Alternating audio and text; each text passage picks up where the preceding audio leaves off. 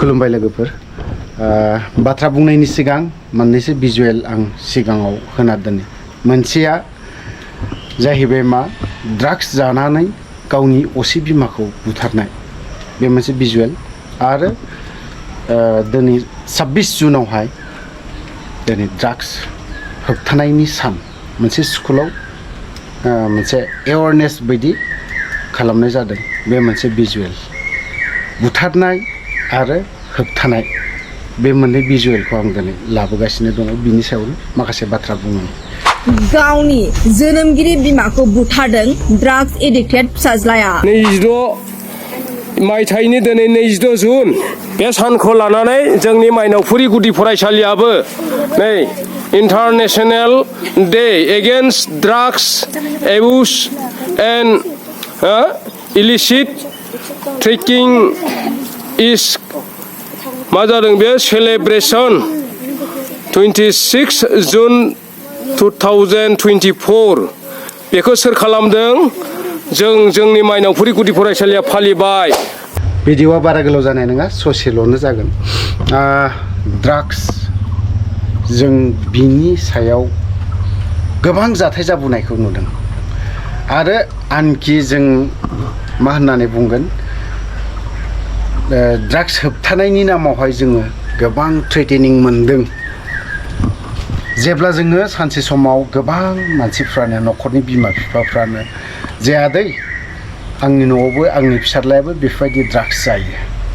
बिदि गोबां फन फैदों होबथायो हमथायो बिनि उनाव जोंफोरखौसो उल्था मा जुगुमनाय आरो माखासे बिथिङाव जिबौखौ हमनो थांनायाव मालाबा माबा माबिबो मोनहैयो होननाय मोनसे सोदोब दङ ना बे आरोखि थ' बेफोरबायदिनि बिथिङावनो जोङो बे ड्राग्स हमनाय माखासे माबा माबि ना गोबां जाथाय जालाङो गोबां माबा मोनलाङो गोबां थ्रेटेनिं मोनो ना बेफोरबायदि जाथायाव जों एसे बन्द' खालामनो गोनां जादों मानो दिनैहाय गावनि असे बिमाखौ बुथारनो गोनां जादों बेनि देरसिन दुखुनांथावना मा थाबावनो जोनोमगिरि बिमा जोनोम होदों जों गुबुन हारिफोरनियाव गोबां खम नुनो मोनो बेफोरबायदियाव जोंनाव ड्राग्सनि बेलायावहाय ना जोंनि बर'फोरनि गेजेराव अन्तत चिरां डिस्ट्रिक्ट क'क्राझार डिस्ट्रिक्ट ओरैबायदि जादों बे मोननै डिस्ट्रिक्टल' नङा जोंनि बाक्सा उदालगुरि बेफोरावबो गोबां जानो हमदों उदालगुरियाव खोनानो मोन्दों एसेब्लाबो दबथायनानै दं नाथाय दिनै जोंनि क'क्राझाराव मा जों नुनो मोन्दों बेफोरबायदि नैबे जाय मानसिया दिनै बिमाखौ बुथारदों बेखौ थांनाय बाराव जेरैबायदि रेप खालामनाय बेखौबो जेरैबायदि गावथारदों बेखौबो गावनांगौ आंनि हिसाबाव खारन बियो दिनै थांना थानानै जेबो लाब गैया दिनै बेखौ फोथांनानै लाखिगोन दिनै गुबुन सासेखौ आरोबाव मा फोरोंबावगोन बिनि उनाव आरो बै सासेखौबो फोरोंगोन बियो ड्राग्सआ ओरैबायदि बुस्थु नोंनि न'आव जुदि सोरबा सासे जानाय दङब्ला सिलिंखार जालांनो हागौ जायनि न'खराव जायाखै दिनै बिथांमोननिया मिनि खुसि रंजा बाजा गोबां रंजा बाजा दं जाय न'खराव दिनैहाय ड्राग्स एडिक्टेड गोनां न'खर दिनै थाइसे थाखा खामायनाय दिनैनि दिनाव थाइसे थाखा जुदि इनकाम खालामनांगौबा गोबां दुखु दाहा लानांगौ जानाय फैयो गोबां बाथ्रा बुंनो सानाखै ड्राग्सनि सायावहाय बुङोब्ला जों गोबां खोथा ओंखारलाङो थ' ओंखायनो सांग्रां जानाया मोजां जाय ड्राग्स जाग्रा बिथांमोनाबो गावनि असे बिफा गावनि असे बिमा गावनि असे बिदा बिफोरखौ जिउ फोजोबनाय हुदाखौ दा खालाम सामान्य बे ड्राग्सआ जोंनि आसामाव जोंनि बिटिसिआव आसामनिफ्राय जेसेबां ड्राग्स फैयो बेफोरो आंनि मोनथिनायाव अन्तत गुवाहाटियाव सासे बर' सासे दं लाइमोन सार्टिफिकेट मोनलायनाय बियो ड्राग्स जाग्रामोन ड्राग्सनि ओरैबायदि गोजानाव थाबाय बियो ओरैबायदि थानो हाखाबाय बेखौ आरो दा बुंसै बिनिफ्रायनो जों गासैखौबो मोनथिदों ड्राग्सआ मा जिनिसमोन आं नुफेराखैमोन जिबनाव जेब्ला आं गेजेराव ड्राग्स हमनायाव ओंखारदोंमोन अब्लानि समाव नुनानै गुड डे बिस्कुट थायोनो माबा माबि मिक्सार बेफोरबायदि खुद ड्राग्स जाग्राफ्रानो खोन्थादों गोबां मानसि हमनानै जों रिहाबावबो थिनहरबाय दाखालि साननैसोनि सिगां टिपकाइनिफ्राय बिफाया हालाय हाफाय फन हरदों जे ड्राग्सनि सायाव नोंसोर मा खालामगोन ड्राग्सनि सायावथ' जोंथ' माथो खालामनो जेबो खालामनो हाया जों नोंसोर जुदि रिहाब सेन्टाराव दङबा दोनहरनो हागोन जोंहा बुंनांगौ जेबो गैया बावहाय जों फ्रि हिसाबै बावहाय ड्राग्स जों रावनिबो गथ'खौ जों हमाखै खारन जों हमनाय लगे लगेनो बा माबा मोनसे साजा होनाय लगे लगेनो दिनै फरायसा आफादाबो गोबां साजा होदों गोबां एवारनेस खालामदों दिनै बेफोरनि फारसेबो सांग्रां गैया हमदों बुदों साजा होदों बेफोरनि फारसे मालाबाबो सांग्रां गैया जोंनि लाइमोनफ्रा आरो बे ड्राग्सखौ सोर सोदों एसे स्टाडि खालामोब्ला एसे बिजिरनानै नायोब्ला जों नुनो मोनो सोर हरदों जों बर'नि गेजेराव बेफोरबायदि होबथाग्रा बा हाथियार लाबोनानै ओंखारब्लासो जे होबथानाय जागोन बे नङा बै जाय जाग्राफोर एवारनेस जायफ्रा फरायसा आफादा दिनै थाबायनानै एवारनेस लादों साइकेलनि एवारनेस प्रग्राम लादों दिनै बेफोरबायदिखौ बिथांमोना मा बुंदों ड्राग्सनि सायाव बेखौ मोजां गोसो होनानै जुदि खोनासङोब्ला एसेब्लाबो नोंथांमोना जाय ड्राग्स एडिक्टेड सासेनि उनाव सासे सासेनि उनाव सासे बारायलाङो आरो ड्राग्स जाग्राफोराबो मिन्थिखायो बेखौ जायोबा जे मा जागोन जाय मानसिया दिनै बिमाखौ बुथारदों सानसेयाव 3 टाइम बियो ड्राग्स लाग्रामोन बियो एडिक्टेड फुरा सानसेयाव 3 ड्राग्स लायोमोन बियो फुंनि 6टा खनसे 12टा 1टा बिदियाव खनसे लागोन थिग मोनानि 6टायाव खनसे लाहैगोन बिदि मानसियासो बिमानाव दाख्रायबाय थादों बे 1000 थाखा मोनसे कन्टेनाराव 1500 2000 गाहाम लानो नागिरो दा जों मिन्थिनायाव क'क्राझार बायदियाव जोंखौ मा खालामदों जों जेब्ला जिसया समफ्रामारिजों लोगोसे आं दं गुबुन गुबुन दल संगठनफोर दं सासे मुस्लिमा दिनैहाय हमबाय सासे मुस्लिमनाव जों 8टा ना 15टा कन्टेनार बनबाय फरायसा आफाद गैथ'वामोन बे समाव फरायसा आफादजों जोङो जगाजग खालामथ'वाखैमोन अब्लानि समाव डाइरेक्ट जों एसपि जोंनो कन्टेक्ट खालामदोंमोन एसपिआ मा खालामदों नोंसोर आंनि पारमिसन गैया मा हिसाबै हमहैखो खोथाया उल्थासो जों जेब्ला हमहैयो अब्लाना खोथायानो उल्थासो जालाङो ओंखायनो आं बुंदों दिनै जाय मोनसे भिजुवेल होबावनो नागिरदों नैबे भिजुवेला जाहैबाय मोनसे स्कुलनि सासे टिचारा गथ'फोरखौ दिनै ड्राग्स जानायनि गोजानाव बिरि सिगारेट बायदि रोखोमनि निसा जातीय बुस्थु बेफोरनि गोजानाव थानो थाखाय उन्दै उन्दै खुदियाफ्रा दिनै खावलायदों थ' जों दिनै बेफोरनि फारसेबो जों लेसन बा एसे सोलोंनानै लायोब्ला एसे मोजां जागोन होननानै आं सानो आंनिखौ दाला आंनिखौ दासों आं बुङाखै जे आंनिखौ लानांगौ बेखौ आं बुङाखै दिनैहाय नैबे स्कुलावहाय मोनसे एवारनेस प्रग्राम लादों ड्राग्सनि सायाव बेखौ एसे नायलांदों खोनासंदो बे दै लालायनायाव बोरै जानांगौ जाखो आदसा र' दे बाहेरायावनो माबादो दे ओरैहाय नै ओरै फैजोबदो औ दे दिनै जोंहा मुलुगनां निसा एबा ड्राग्स होबथानाय सान बे दिनैनि ड्राग्स होबथानाय सानाव जोंहा नै बेवहाय नुनाय बादि प्लेकार्ड दंजोबो जोंनियाव बैफोर प्लेकार्डफोरखौ जों लानानै दिनैनि सानाव नै बेवहाय दङ जों प्लेकार्डआव मा लिरदों आरो नै बेवहाय मा लिरदों हा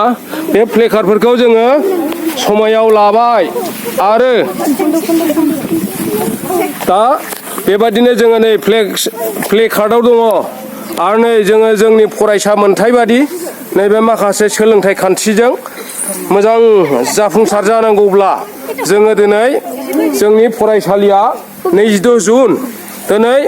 बेवहाय मा दङ दिनै मुलुगनां ड्राग्स होबथा सान 2026 मायथाइनि दिनै 22 जुन बे सानखौ लानानै जोंनि मायनावफुरि गुदि फरायसालियाबो नै international day against drugs abuse and illicit trafficking इज मा जादों बे सेलेब्रेसन 26 जुन 2024 बेखौ सोर खालामदों जोंनि मायनावफुरि गुदि फरायसालिया फालिबाय नैबे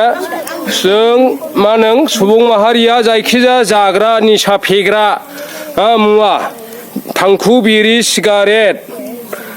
भां गान्जा आफिं डेनराइट बिजि लानाय सोबनाय बेफोरखौ गासिबो गैया खालामनो थाखाय नै दिनै ड्राग्सआ मा खालामोनो ड्राग्सआ ड्राग्स फाननाय जानायखौ बन्द' खालाम ड्राग्सआ न'खरखौ सिलिंखार खालामो लोगोसे ड्राग्सआ मानसिनि दिगखौ सोलायो आरो ड्राग्सनिफ्राय जों बयबो सांग्रां जा ड्राग्सनिफ्राय जों जानगाराव था गोजौनि बाथ्रा सारिफोरखौ मिथिनानै लानो नाजा बेखौ सोर जोंनि मायनावपुरि गुदि फरायसालिनिफ्राय खावलायनाय थाबाय आरो नैबाव दङ बे दिनैनि इन्टारनेशनेल ड्राग्स हेंथा फालिनायावनो जोङो दिनै मा नैबे नुनाय जोङो दे बे नै बेफोराव बिरि दङ दे बे बिरिखौ खन दे बे बिरि पेकेटखौ नै बे बिरिखौ सासे खनलाय दे औ दे आरो नै ओरैबो दङ बेखौ सासे खनलाय नै सिगारेट बोरा सिगारेटआ माबायदि औ बे सिगारेट दङ नै केन्सार केयार ब्ला ब्ला नुजानाय दं आरो नै बेहाय थांखु बिलाइ दं नै बे थांखु बिलाइफोरखौ खन बेखौ जों लामायाव मोनलादों हयथ' सोरबा लादोंमोन खोमा दिनै थांखि गोनां बे मुलुगनां बे ड्राग्स होबथानाय सानावहाय दिनै बे थांखुखौ सोरबा लामायाव गारला लांबाय दे खन्द' दे नै बेबो औ थांखुआ खन्द' बे थांखुखौ जों दाना बयबो साफा साफायै बे अराव सावनोसै दे बे लानायफ्रा फैदो र' दागारथ' औ बयबो लाबायना दे दुलुर जादो दे खोनासं दिनैनिफ्राय जोङो दिनैनि मा होनदों मुलुगनां ड्राग्स होबथा सान 2023 मायथाइनि दिनैहाय 22 जुन बे अक्ट'खालिनो जोङो जोंनि गुदि फरायसालियावबो बे थांखु ड्राग्स निसाफोरखौ होबथानायाव बयबो मदद होनायजों दिनैनि बे थांखु निसा बुस्थुफोरखौ जोङो दिनैनिफ्राय सावनानै सेवहांगार खालामनोसै आरो जोङो सोरबा सोबनायफोरखौबो नुयोब्ला बादा होसिगोन होगोन ना होआ औ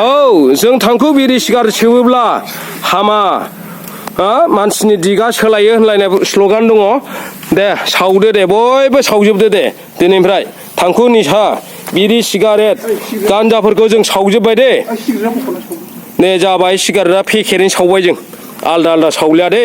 एकदम अराव खामजोब्बाय बेखौ सोरनि फरायसालि नैबे फरायसालिनि नुथायखौ नुब्लानो नोंथांमोनहाबो बुजिखागोन दिनै जोङो बे समाव खालामनायनि जाहोनानो जाबाय जोंहा फुं समाव सेथि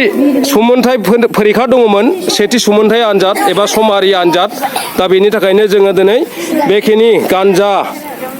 थांखु बिरि सिगारेट होबथा सानखौ बयबो नोंसोरो गोसोआव मदद होदोंना होआखै औ बिदिब्ला जोङो ड्राग्सनि हेंथायै दिनै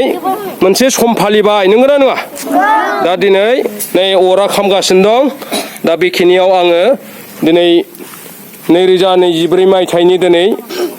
22 जुनाव बे हाबाफारिखौ अफिसनिफ्राय बिथोन हरनाय लोगो लोगो मायनावपुरि गुदि फरायसालियाबो दिनै ड्राग्स होबथा सानखौ फालिबाय जों ज' जाय फोरोंगिरि आरो गार्जेनफ्रा हौरै दङ हौनै एसे जानगाराव थाबाय गार्जेनफ्रा दा बेखायनो जोङो जोंनि गुदि फरायसालिखौ स्ट्राक्चारखौ जेब्ला नुबाय अब्लानो मानसिफोरा मिथिखायो जे जोंनि गुदि फरायसालियाव मा हाबाफारि लायो जों बेखौ दिनैनि समाव सुंद'यैनो बुंफोरबाय दे नोंसोरो माबाफोर ड्राग्स थांखु बिरि सिगारेटफोर जाग्रा दंखोमाबायो नामा गैया दा जाबो दे हामा ड्राग्स जायोबा मानसिया मलं जालांनानै गोबाव जोरनांगौबाबो आद्रा जिबनाव थैयो सेंग्रायावनो थैयो आरो ड्राग्स जानानै मा खोनादों मबाइलफ्राव ड्राग्स हमगासिनो दं नंगौना नङा आरो नै मैयासो क'क्राझाराव ड्राग्स जाग्रा मानसि मोननो मिथिया हुसिया मिथिखानानैबो मिथिनाय गियाना गोमानानै बे हाथिमाथा क'क्राझार हाथिमाथा होनदों मैदेर खर'बो होनो बेयावनो जों मबाइलाव खोनानाय बादि ड्राग्स जाग्रा फिसाज्लाया बिमा गावनि जोनोमगिरि बिमाखौनो माजोंबा खुइनानै दुब्ला फोथैबायनो मोजां जादों बियो जायाखै दा बेखायनो जोंबो ड्राग्सजों दा मोखां दाजादे ड्राग्सखौ जों जानो नाङा जोंनि गेजेराव सोरबा इयुनाव गलांनानै सोरबा गाज्रि आखु सोलोंहैबाय बायोबा जोंनि खाथियाव नुजाफै जों फोसाबगोन नंगौना नङा औ दा बिदिब्ला जों भिडिअखौ गोबाव खालामला सान्दुंबो गोसा ओंखाम जानायबो सम जाबाय नंगौना नङा दे दा नोंसोर बाहायनो थाथ' आङो नै भिडिअखौ फोजोबबाय एसेनोसै जोबथारनायाव आं बेखौल' बुंगोन ड्राग्स जानाया जोंनावहाय जों बर'फोरनि गेजेराव गोबां जाबाय बेफोरनि फारसे सांग्रां थानांगोन जों बर'खौ दावहाजों फेजेननो हाया जों बर'खौ गुबुन गुबुन बिथिंजों फेजेननो हाया जों बर'खौ फेजेननो हायो अनलि ड्राग्स आरो गुबुन गुबुन जोंनि आइजो माहारिफोरखौ मोजां मोजां लेखा फरायनाय मोजाङै सिखांफुनाय लाइमोनफोरखौ दिनैहाय गुबुनाव सोना होनानै दोनो एज ए जाथि हिसाबै फोजोबस्रांनायनि लाइनखौसो नुहुरदों थ' लोगोफोर रायजो राजानाव आं मोनसेल' खावलायनो लुबैदों बावहाय जुदि माखासे बाथ्रा बुंनाय गोरोन्थि जादोंब्ला क्षमा बा निमाहा होगोन होननानै आं आसा खालामनानै थाबाय थ' लोगोफोर आं भिडिअखौ बारा गोलाव खालामनो सानबाय जय बर' हारिनि